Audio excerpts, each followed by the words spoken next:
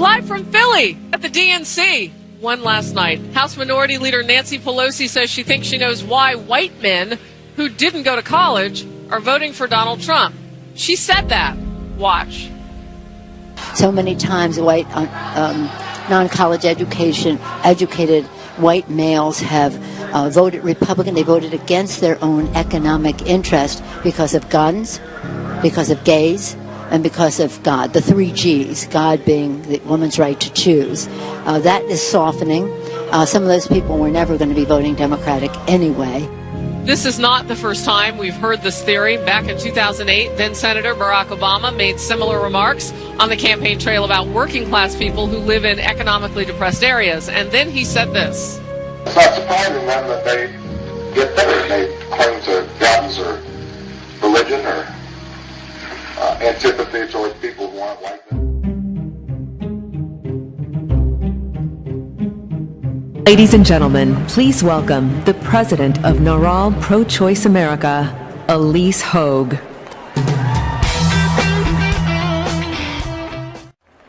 I am a fourth-generation Texan. Texas women are tough. We approach challenges with clear eyes and full hearts. To succeed in life, all we need are the tools, the trust, and the chance to chart our own path. I was fortunate enough to have these things when I found out I was pregnant years ago. I wanted a family, but it was the wrong time. I made the decision that was best for me, to have an abortion and get compassionate care at a clinic in my own community.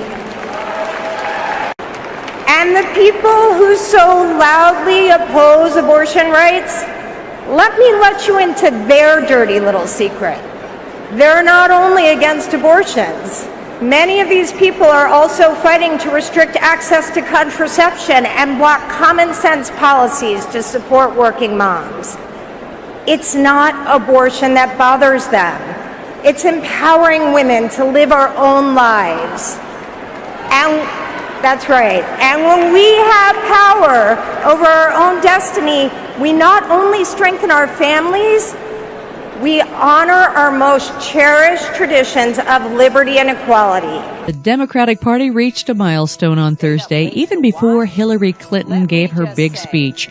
25-year-old Sarah McBride became the first transgender person to speak at a major party political convention. My name is Sarah McBride, and I am a proud transgender American. Will we be a nation where there's only one way to love, only one way to look, and only one way to live?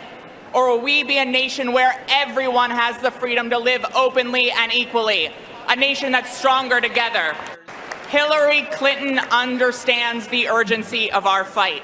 She'll work with us to pass the Equality Act, to combat violence against transgender women of color, and to end the HIV and AIDS epidemic once and for all.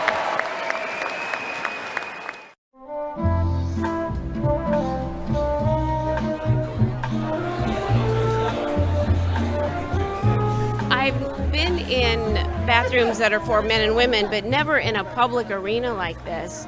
So it was fun just to walk in and look at the bathroom and see it's just a normal bathroom. Yes.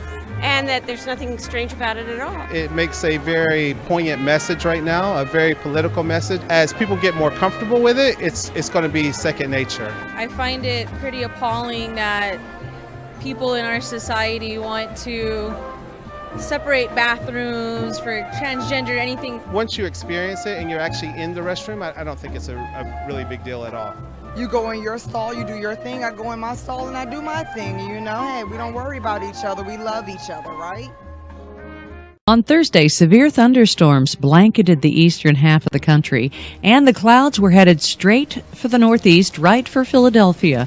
The storms are expected to hit the Philly area on Friday, just as Democrats are set to lead their national convention on Friday morning. Already, many of the protesters were being washed out due to heavy rain. The Philadelphia area has a flash flood watch in effect until Friday morning, making it difficult for delegates, journalists, and party leaders to make make it to the convention hall to hear Hillary Clinton's acceptance speech tonight. Brazil truly is a vibrant society. This behind me might look like a party. It's actually a protest. These people are demonstrating against what they say is police brutality and discrimination against homosexuals. With the Olympics coming to town, it's widely said that this might be the worst place in the world to be gay. It is part, say the organisers, of an ongoing trend of discrimination. Bem, isso aí a gente pode ver de uma forma mais ampla. During Carnival, we hear cases of women being forced to kiss men. We believe that Carnival should be free. We support smaller events that are more respectful to diversity, to women, and to all kinds of minorities. Well, as it stands now, being transgender, according to the World Health Organization, is a mental illness, but that classification could soon change. The organization is preparing a new edition of the International Classification of Diseases, or ICD. Now, the global code book influences disease diagnostic manuals worldwide. Proposals to declassify transgender identity as a mental disorder have been reportedly approved by each committee that has considered it so far. A study published this week in the journal Lancet Psychiatry has presented new evidence supporting the change. The current version of the ICD was endorsed in 1990. The newest edition is due in 2018. We've all heard blue lives matter, but in Brenham, somebody needs to tell them blue lunches matter too. See, a police officer and his kids went into this McDonald's last week. And when he approached the employee at the counter, she asked him, "Are you a police officer?" Essentially says, "I'm not going to serve law enforcement," and turns away and walks away from him. For that to happen in this community, in this town, it was just appalling. Why did it happen? Her son is currently in jail for a serious offense, and she doesn't have a positive view of law enforcement here in Brenham. I mean, just because he's a police officer, you can't take it out on him. If she were in a perilous situation, she would call the police to help her. And yet she's turned him away for service, and so it makes me very sad. Police officers are trying to do their job, and they shouldn't have to deal with none of that kind of stuff.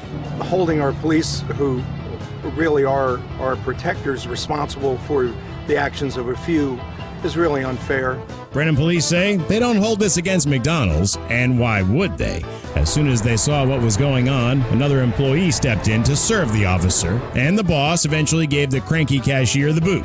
This one incident, one employee does not represent the values or the behavior of the rest of the employees there at McDonald's. And by the same token, just because an officer 3,000 miles away makes a mistake, it doesn't mean that all law enforcement officers are bad. Advice for that next cashier? I don't think that anyone should bring their personal or political beliefs into the workspace. Yeah, let's stick to Big Macs and skip the big mess. Yeah, be cool, just move with the groove. No funk in here to be way too smooth. Yeah, let's just do what we came to do. Just vibe with it, vibe with it, vibe with it. Be cool, just move with the groove. Let's go, in here to be way too You know, we have a bifurcated economy, and I think you don't have to go too far to see the recent results of many companies in multiple industries, but the consumer brands and retailers that have all reported are beginning to demonstrate that there is significant pressure on the U.S. consumer. And, you know, Starbucks is not immune. We have to navigate through that. But the uncertainty and the anxiety and the cloud hanging over the American people as a result of the political situation, I think is adding to that level of uncertainty and anxiety, both for the consumer and in the stock market.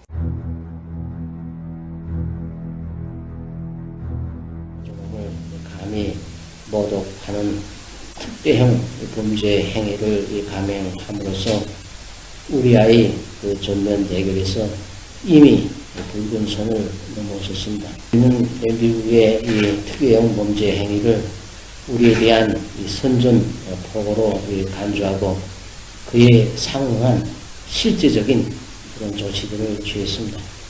미국이 끝내 8월 합동군사 연습을 강행한다면 그로해서 조성되는 사태에 대한 책임은 전적으로 미국이 지게 될 것입니다. The DPRK is calling for the removal of U.S. troops from South Korea, describing it as a time bomb. The spokesman for the National Peace Committee of Korea accused the U.S. of sending a Patriot PAC-3 anti-ballistic missile battery for a military drill in South Korea.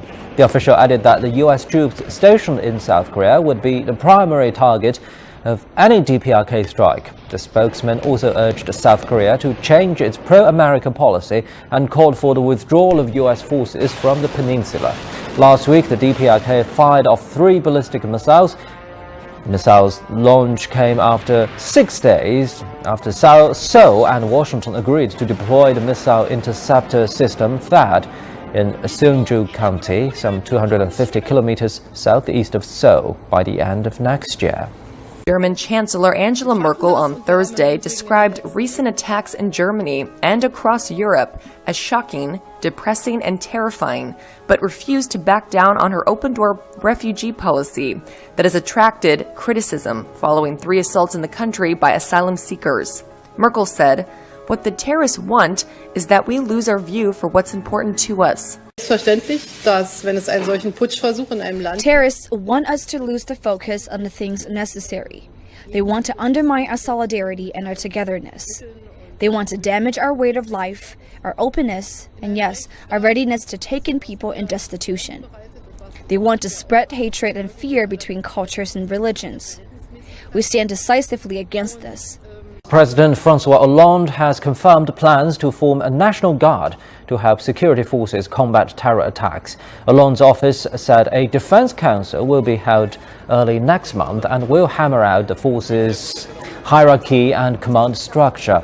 Parliamentary consultations will follow later in September. The National Guard will be made up of volunteers from the police, paramilitary police, and military.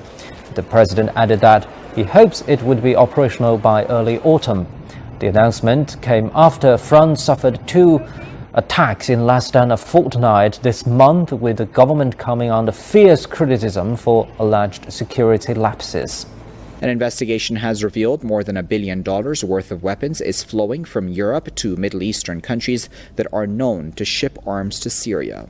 The investigation was conducted by the Balkan Investigative Reporting Network and the Organized Crime and Corruption Reporting Project. It has revealed that since the start of the Syrian conflict, more than $1 billion worth of weapons has been exported to Saudi Arabia, Jordan, the United Arab Emirates, and Turkey. The report examined arms export data, UN reports, plane tracking, and weapons contracts. The Russian army has strengthened its southern defenses in response to NATO's growing military presence near the country's borders. Firstly, we will consider the issue of improving the firing strength of the troops out of southern military district. In the last years, the military political situation in the southwestern strategic direction became more sensitive. Mostly, it is connected with the growing military presence of NATO in Eastern Europe, the situation in Ukraine, and the activity of international terrorist groups. Since 2013, more than 200 organizational steps have been taken in the southern military district. 4 divisions, 9 brigades, and 22 regiments were formed, including the creation of 2 missile brigades equipped with Iskander-M complexes. The number of contract troops doubled. A self-sufficient group of forces was deployed in Crimea. Russian Defense Minister Sergei Shoigu made those remarks during a meeting of military officials in Moscow. Meanwhile, Romania is calling for the formation of a NATO brigade to be based in the country. 6 NATO members, including Poland and Bulgaria, would take part in the task force, which was agreed at the Western Military Alliances Summit earlier this month. NATO has beefed up its military presence in Eastern Europe despite repeated warnings by Russia.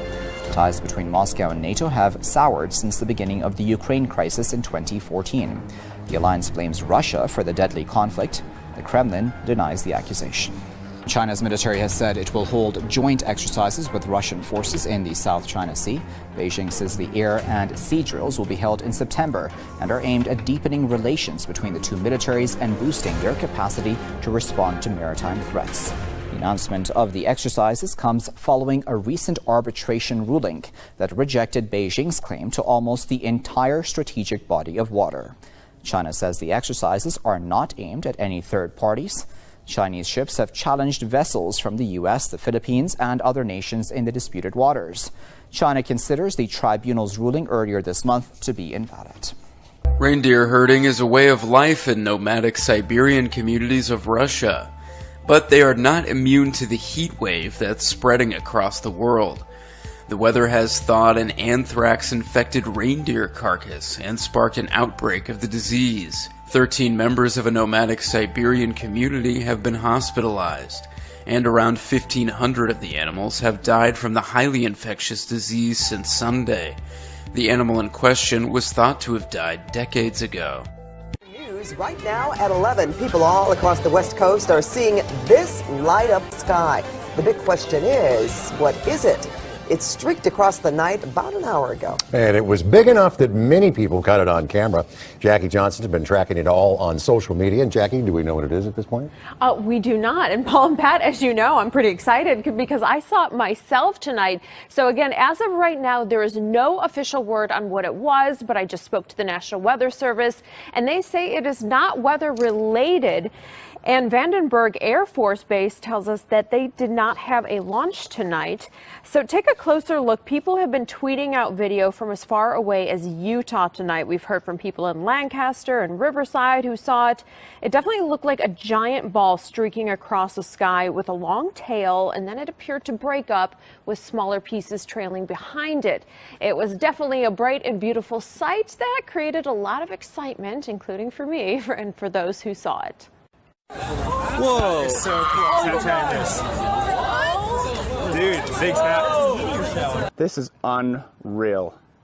How's this for a nasty hailstorm? See that hole through that window? That's in Kersey, Colorado, and that is from hail. They had everything from quarter size to golf ball size hail. Check that out. Now, this was all the same storm. It went through the plains, so Colorado, Wyoming were all hit by the same system. And it wasn't just large hail, but also wind-driven hail. Doesn't that look like straight up slush right there on the road? That's all from hail that was melting. Now, after the storm, of course, it's quiet and pretty. And check out that rainbow that formed.